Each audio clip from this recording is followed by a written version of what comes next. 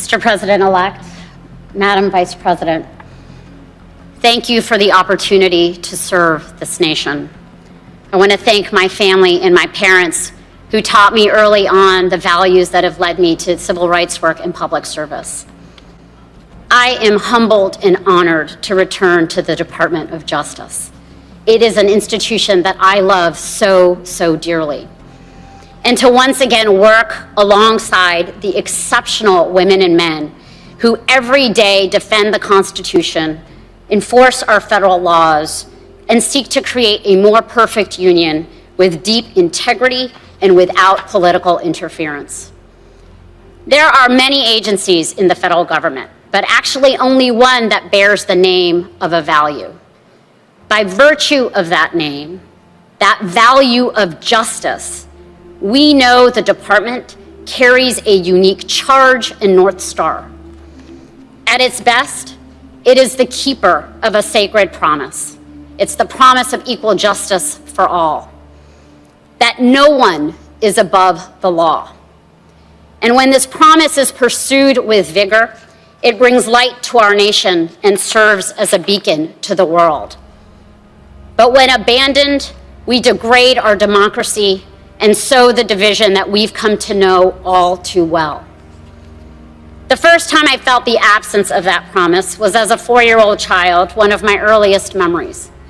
My parents were proud immigrants from India, an opportunity that was made possible by the Civil Rights Movement and the 1965 Immigration and Nationality Act. One day I was sitting in a McDonald's restaurant with my sister, mother, and grandmother. And as we ate our meals, a group of skinheads at the next table began shouting ethnic slurs at us, throwing food at us until we had to leave the restaurant. It is an early memory, but one that is seared in my mind. That feeling never left me, of what it means to be made to feel unsafe because of who you are. I kept another feeling with me, though, too, and that is one that has been ingrained in me by my parents and shared by my husband, whose family fled violence and war in Vietnam and sought refuge on these shores.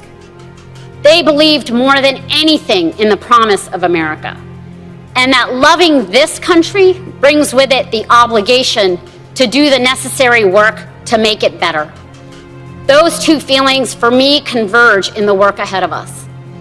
Yesterday's horrific events at the Capitol reminded us that our democracy cannot be taken for granted, that our nation has a long history of disinformation, white supremacist violence, mob violence. It also reminded us that our values and our Constitution and our democracy, these do not protect themselves. It is people with courage who do that. And I am honored to return to a department that I know will push every day for justice, accountability, and equality under the law. It will not be enough to restore what has been undermined or lost. This moment demands bold leadership. The Department of Justice, as it has done throughout its storied history, will have to uncover and reckon with hard truths, hold people, companies, and institutions accountable to our Constitution and laws, drive change where there is injustice, and heal a nation that is starving for leadership and decency and hope. Now is the time to ensure that our economic system works for everyone, that we can protect the health and safety of all of the American people, and that we will harness all of the Justice Department's levers for civil rights, justice and police reform, and climate justice, and so much more. As the late Congressman John Lewis said, democracy is not a state, it is an act. And I pledge to the American people that if confirmed, I will act for justice every day. I pledge that to you, President-elect. I pledge that to you, Vice President-elect.